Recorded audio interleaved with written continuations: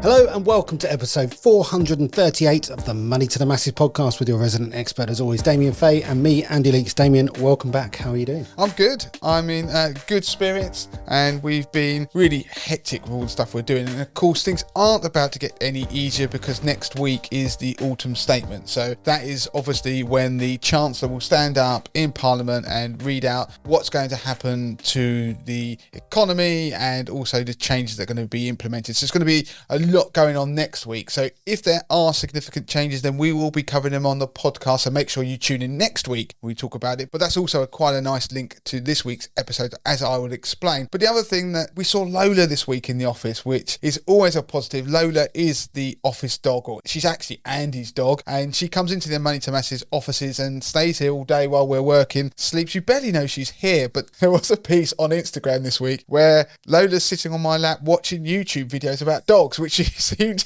particularly enthralled about, didn't she? Yes, she was particularly enthralled by that. And I have to say, this morning when I left, I wasn't going to bring her in this morning. She gave me the little look, the little eye to say, am I going to go in again, Dad? Is Damien going to let me sit on his lap and watch the videos again? And I sort of had to close the door sheepishly and leave her at home. And she looked quite sad, to be honest. Oh, hopefully she'll be in next week and we can watch YouTube together. So what's going to be on this week's podcast? Now, I did give a bit of a hint. I said there was going to be some link to potentially what's going on in the autumn statement. What I want to talk about is something called fiscal drag, but give examples of it occurring. So we're talking about bracket creep, where there are tax allowances that have been frozen, which are resulting in more of us paying taxes. And there's some particular scenarios which will actually impact, I reckon, pretty much every podcast listener. Some of the examples I'm going to give you, so I want you to keep an eye out for those. We're then going to go on and do a piece about inflation. So there's a big news story this week about inflation falling more than expected, but in particular, there was a lot of fanfare made around that Rishi Sunak actually hit his promise of halving inflation in this calendar year, which he technically has achieved. But there's going to be a nice throwback to an episode of this podcast which we produced back in January this year, where I explained that was almost an inevitability. So that will be interesting. And Andy, the final piece of the podcast is going to be particularly interesting for people as we lead up to Christmas. Yeah, that's right. I'm going to look at consumer rights on deliveries. So lots of us are going to be having deliveries arriving at the door over the next 6 and 8 weeks. And I'm going to be looking into what people's actual rights are, consumer rights, in terms of parcels left on your doorstep and with neighbours and things like that. So there's a few scenarios I want to go through, and there'll be plenty of information in there that if people do have any problems in the coming weeks, they'll know exactly what they can do. Okay, so let's move on to the first piece of the podcast then, fiscal drag. What have we got? So this piece was inspired by a news article that I saw. Well, actually, it was in lots of newspapers that the former pensions minister, Steve Webb, who still does a lot of work in the pension industry, was upset about the fact that pensioners could face marriage allowance mayhem. And that's due to a combination of the rising state pension and also frozen personal allowances. And the point that he was making, that hundreds of thousands of pensioners, mainly women, would potentially get unexpected tax bills. So I'm going to explain what he was talking about, but really I want to extend it because this is a wider issue. I'm going to give some examples of how people are going to start getting unexpected tax bills, and it's going to probably affect most podcast listeners. So let's start with the marriage allowance mayhem, as it's been dubbed. So the marriage tax allowance is a tax break that enables married couples or people in a civil partnership to claim a proportion of their spouse's personal allowance. So there are qualifying criteria, and so you either have to be married or in a civil partnership and born after the 6th of April 1935, and either you or your spouse is a non-taxpayer, meaning that you earn less than £12,570 a year, which is the current income tax personal allowance. And then the other one of you is a basic rate taxpayer, so you're earning between £12,570 and the upper limit for the basic rate tax band, which is £50,270. What it means is the lower earner can give some of their personal allowance to the higher earner, and as a result overall they pay a lower tax bill. And I'm going to put a link in the notes of this podcast to an article on the Money to Masses website that gives you examples and explains this in detail. But what it means is that as a married couple or a couple in a civil partnership, you could save up to £252 a year in tax. Now, what's happened is because of inflation has been rising, and you would have seen the news that potentially the state pension next year will rise by 8.5% as a result of the triple lock, which is the mechanism which the government actually uses to judge how much they'll increase the state pension by each year.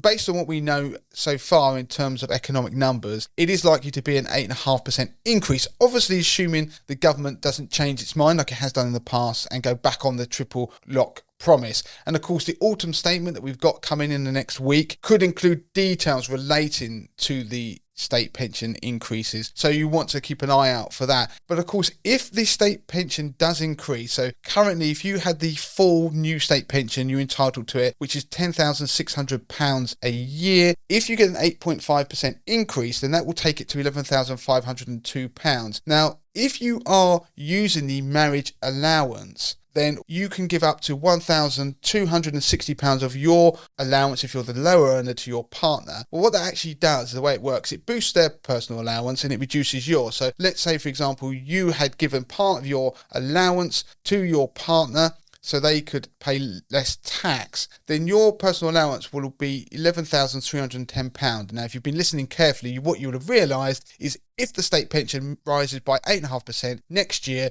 then that will be above that person's personal allowance. So the mayhem they're talking about is that actually some people who are using that marriage allowance to reduce their tax bill could end up now paying tax because their personal allowance will be below the level of the new basic state pension next year. And that is a good example of what they call fiscal drag, or I've heard other terms used. There have been things like stealth taxation, and you'll hear terms like bracket creep. In summary, what happens is by freezing tax bands, and as people earn more money, they can move into new tax bands. So they can move from, say, non-taxpayers to basic rate taxpayers, or basic rate taxpayers to higher rate taxpayers. And as a result, it can mean that they pay more tax just because their income has gone up. And in this case, it could be as a result of inflation increases on a basic state pension. So that is something to keep an eye out, because there are calls for them to do something about that in the autumn statement next week. Now, if you're listening to this podcast in the future, the points that I'm raising in this podcast are still going to be relevant, because you've got to look out for these sorts of things. So in any budget autumn statement, you want to keep an eye on what's going on with personal allowances, because don't forget, the personal allowance, the £12,570 that we can all earn tax-free in terms of income,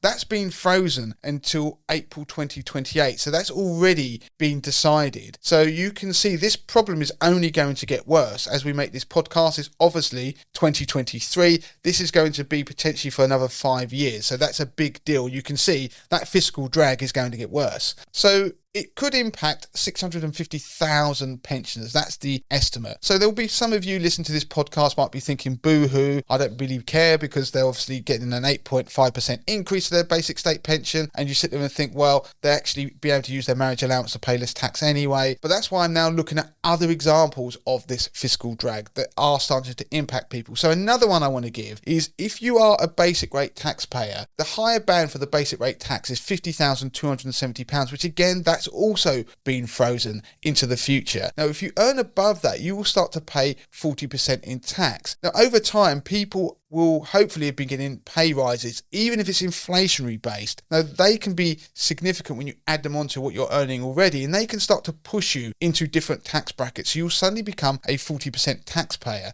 Now, if you go back to 2012, 84% of people were basic rate taxpayers. Now, the number's closer to 80%. So more people are going into the higher rate tax bracket than they were previously. So there are fewer basic rate taxpayers as a percentage. So you can see it actually exists. This fiscal drag is a real thing. So inflation can act almost like a taxation, because over time you are being pushed into these new brackets. Now, the other thing I want to point out that if you are a parent and you are claiming child benefit, then you could potentially experience this as well. So if you or your partner start to earn over £50,000 in a given tax year, then you start to lose some of your child benefit through the high income child benefit tax charge. In simple terms, for every £100 you earn over £50,000, you will lose 1% of your child benefit. So it means that once you get to £60,000 in earnings, then you will lose all of your child benefit entitlement. Now, it's important because it's about when either of you earn £50,000. So in theory, if you have a couple, then you could each earn £49,999. So basically taking your total household income to just shy of £100,000, and you don't lose any of your child benefit. But if just one of you wasn't earning any money and then one of you earned over £50,000, then you start to lose your child benefit. But what's important, that was introduced in 2013. So we are now 10 years on, and that £50,000 level, that threshold, hasn't changed. Now, before this podcast, I started crunching some numbers, and if that had increased with inflation, then actually that would be worth £67,000. So that threshold would be £67,000 before you started to lose your child benefit. And it's important now because as more people are moving into towards that higher rate tax bracket, they'll also be crossing over this £50,000 threshold for child benefit, which means that they will start to lose their child benefit, and you end up having to pay that back through self-assessment. So more people will be falling into self-assessment, but more importantly, more people, parents, will start to be taxed. So that's another group of people getting unexpected tax bills. So do bear that in mind. You want to be looking out for that to be increased over time. No one seems to be calling for that at the moment, but hopefully at some point in the future that will be increased. Now, on podcast 434, I talked about the child savings tax trap. So that's where parents can end up paying tax on children's savings interest. So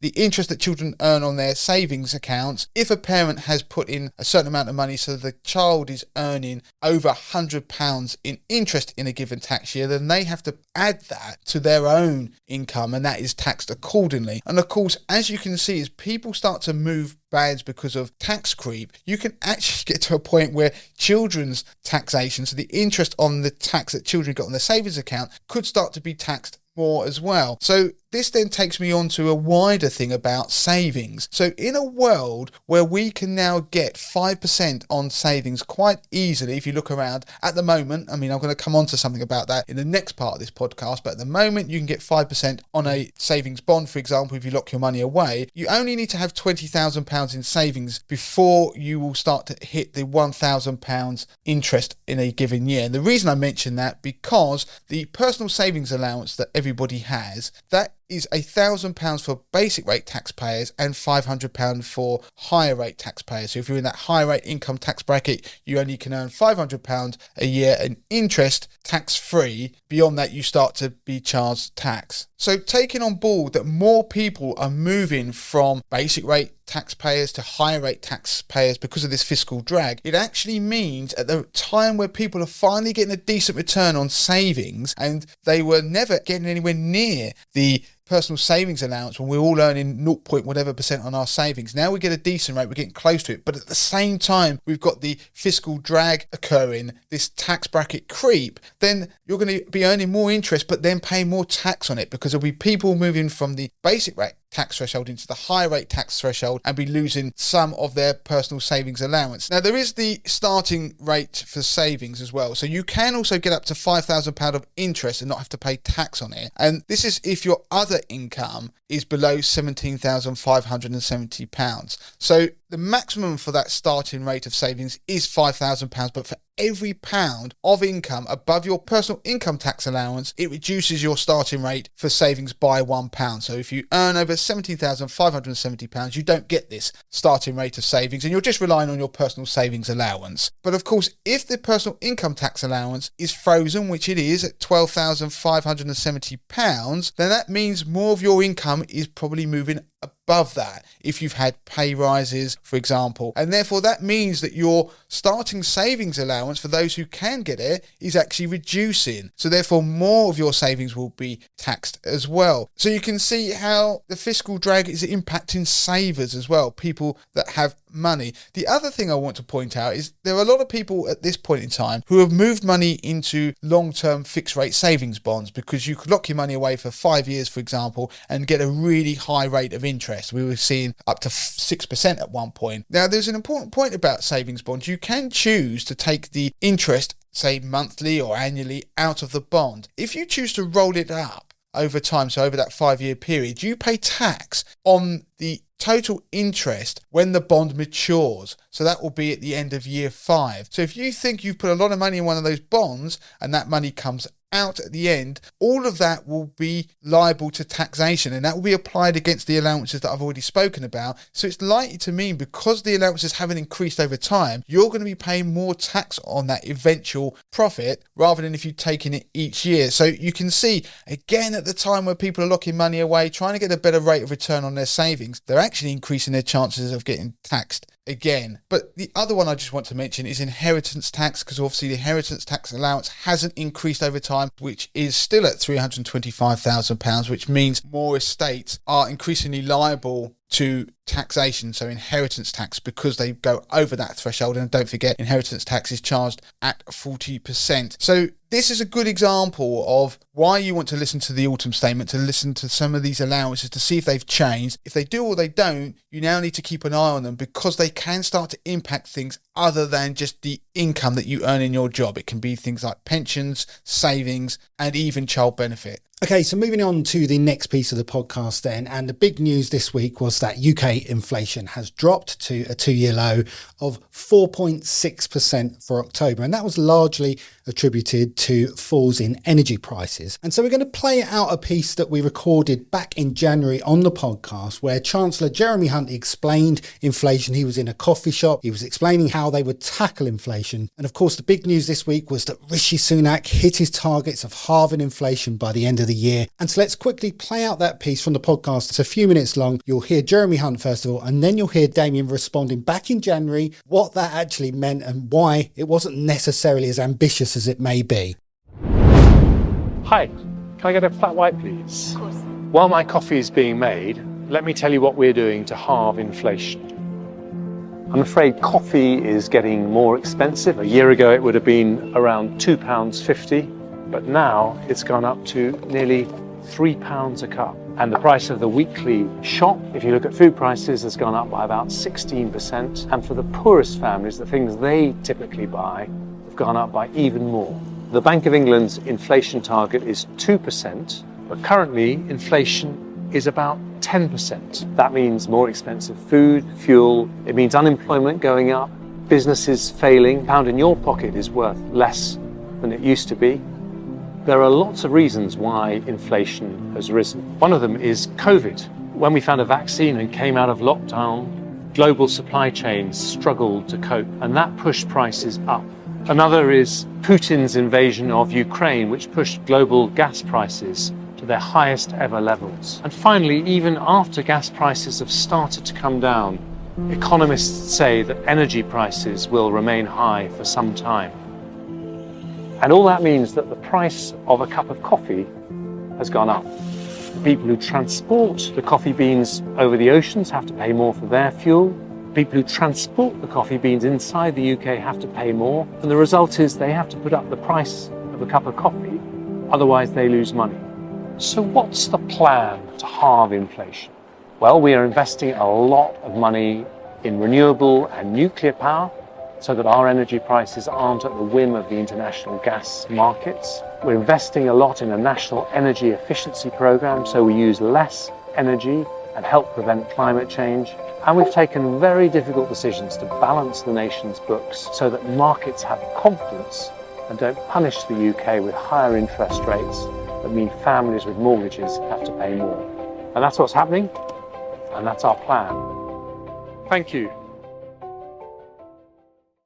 Okay, so the first thing to say is that whatever you think of Jeremy Hunt, I do like the idea that the Chancellor is trying to engage on this topic. And now there is a whole political thing in there. There is a bit of propaganda going on. So ignore that and park all your political points to one side. So the narrative that they're trying to engage is about inflation. I think they are trying to control that for their own probable benefit, but it is good that consumers are being spoken to about inflation. The thing is, I want to talk a little bit more to try and take the conversation a bit further, because the danger is that you get pieces like that don't take the opportunity to teach people a bit more, and also don't tell you quite all of the facts. Now, in that video, we've put a link in the show notes. It's worth watching it, because to give you the setup, you probably heard him ask for a flat white, and he's in a coffee shop, and as he's talking about the various things that impact inflation, he's pulling out coffee cups with things written on it like Ukraine war and COVID and stuff like that.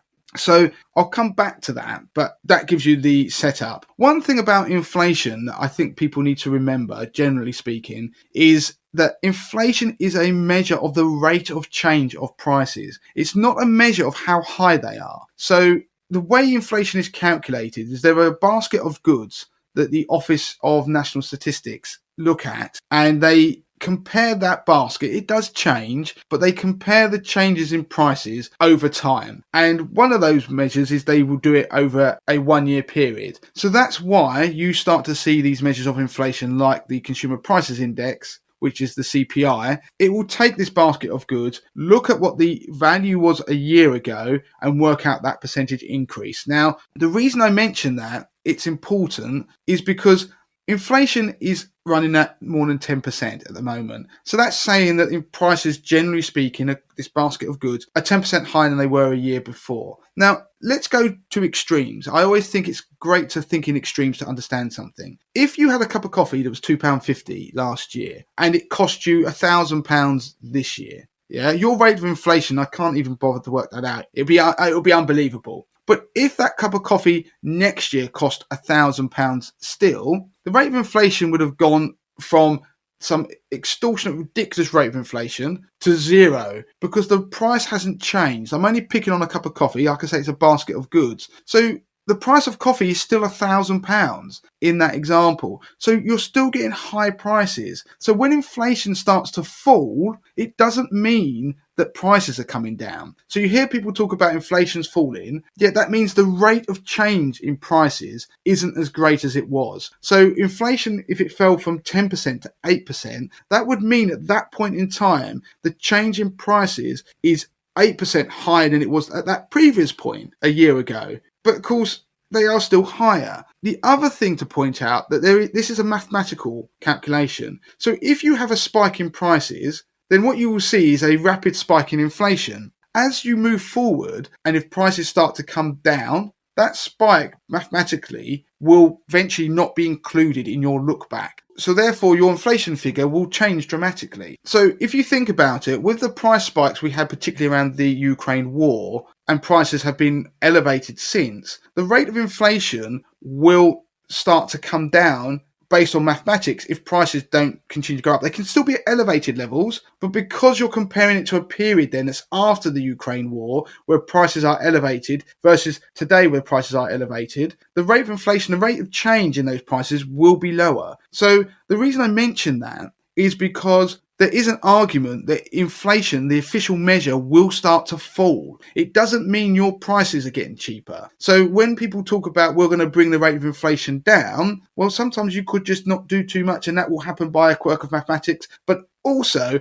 you do have to bear in mind that one argument is that you do have to rein in prices, because they could keep going up and up and up forever, which would mean that inflation keeps increasing. You need the prices to level out at some point. And that's obviously where the Bank of England steps in with its monetary policy. It will raise interest rates, for example. And that's to try to stabilise inflation. So I just wanted to point that out, because that wasn't really mentioned in there. So you can stand on a video, but not mention how they're going to bring it down in excess of what's going to probably happen naturally anyway. So part of it because of a quirk of mathematics. Not guaranteed, but that is a likelihood, and it's the one view. The other thing to point out as well is that the basket of goods is weighted. So certain things in that basket get more weighting than others. So for example, energy and housing costs, or gas and electricity bills, as part of that, they make up about 31% of that basket. And transport costs are about 11% of that basket. So they've driven inflation up. They come down going forward. If they do, then that's going to have a huge impact on what's going to happen to inflation as well. So if we see that happen,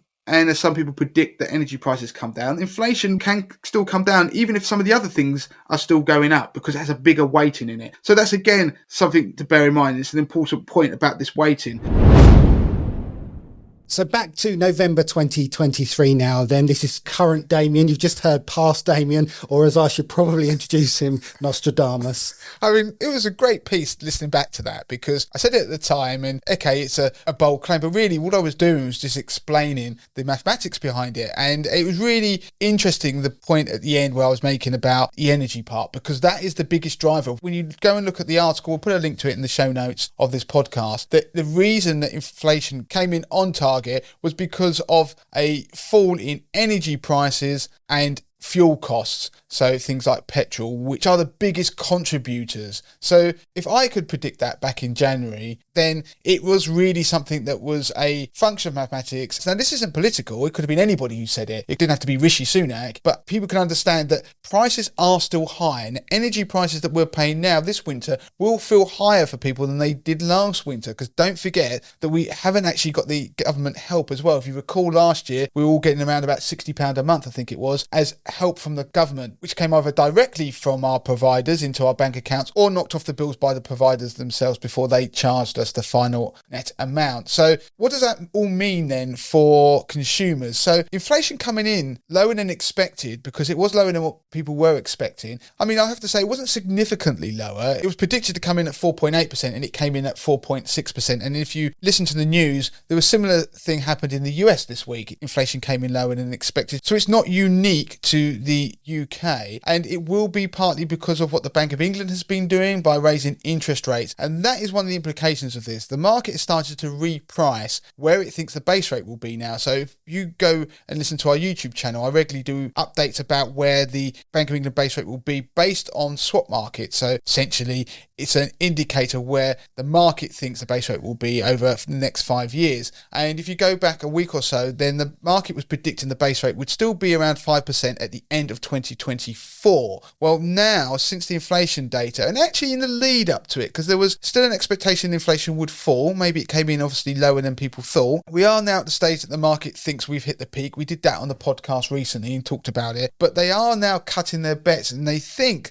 that by the end of next year, the base rate will be around about 4.7%. We're at 5.25 now. That differential is quite significant. So it's just over 0.5%. So that does suggest they're expecting at least 2 base rate cuts. They normally happen in about 0.25 increments, but they're expecting base rate cuts next year, with the first one probably earmarked to around about the middle of next year. As to where the base rate will be in 5 years' time, they're now thinking it will be around about 3.8%, where they were previously predicting only a week or so ago that it would be around about 4%. So it's not seismic moves, but it is significant because the market has shifted to thinking now we are going to get base rate cuts next year, even if they are only marginal. Now, in terms of what's happening in the mortgage market, you will start to see news articles from us as well, but other news outlets stating how much mortgage rates are starting to come down. So we're already seeing the sub 5% 2-year fixes if you've got a 60% loan to value, but they do predict that we're going to be heading towards 4% by the end of the year. That does seem quite ambitious. But as I explained last week, I think it was when I was talking about the velodrome, when the market starts to go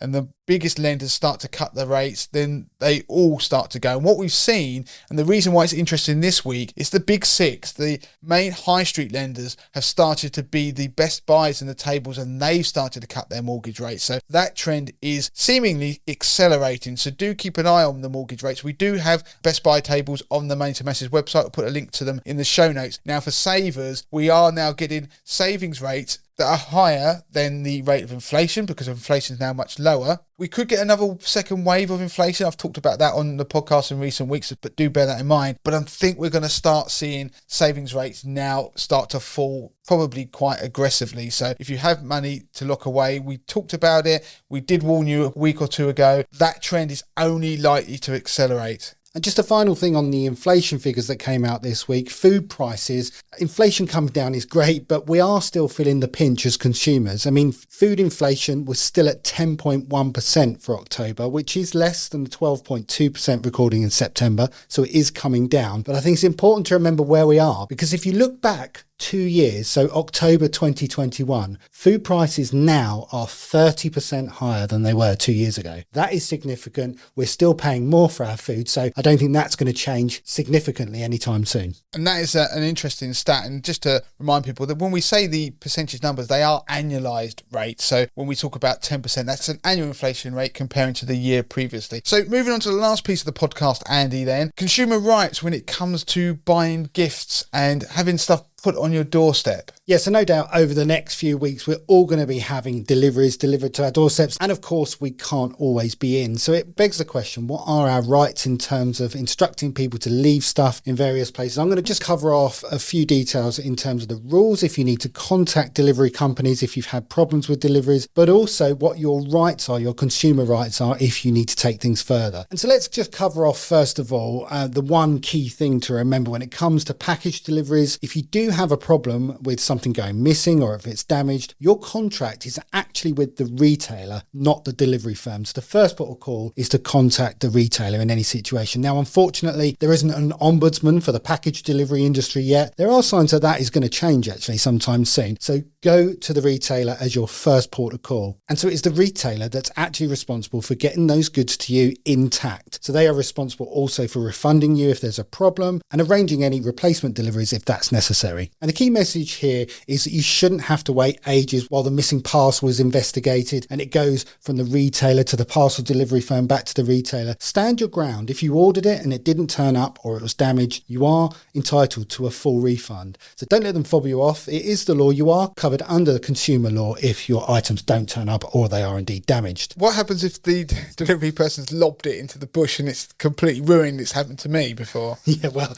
that's covered too. That is covered too. Go back to the retailer and provide evidence with photos and you should be absolutely fine. And remember, it's not your fault if that parcel has been damaged or gone missing. So remember, if your parcel has been left somewhere you didn't authorise, if it's been left with, say, an unauthorised neighbour, perhaps someone you don't get on with, if it's been left in communal areas or unsecured areas, if it's been left outside your door but then subsequently stolen, or if it's broken or damaged, contact the retailer to get a replacement or refund. And when I was researching this piece, one of the biggest problems and complaints that we see around is where the delivery company has sent a picture to prove that the item was delivered. Well, the fact is, if you haven't specified where that parcel should be left and that picture doesn't prove that it's in the place that you specified, you are still fully entitled to say that that item hasn't been delivered. And I'm laughing as Andy's saying this because somebody in the office once had a parcel delivered and they had the photo and the company was saying, look, we've delivered it and sent a photo. And they're like, that's great, but that's not my front garden. Yeah. And then it was somewhere else, somewhere completely random. The parcel had been delivered somewhere else, but that obviously is not their problem. Yeah, and so be careful actually in terms of designating certain safe spaces for items to be left. Say